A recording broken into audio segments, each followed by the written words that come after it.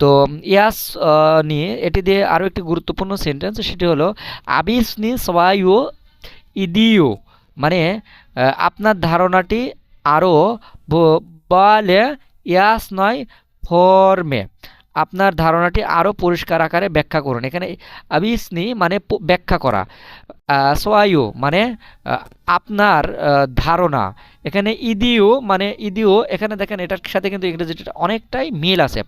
তো সোয়ায়ু ইদিও মানে আপনার ধারণা, আবিসনি ব্যাখ্যা করুন, বলে ইয়াস নয় ফর্মে আরও পরিষ্কার আকারে, ঠিক আছে, আরও পরিষ্কার আকারে আপনার ধারণাটা আরও পরিষ্কার আকারে ব্যাখ্যা করুন।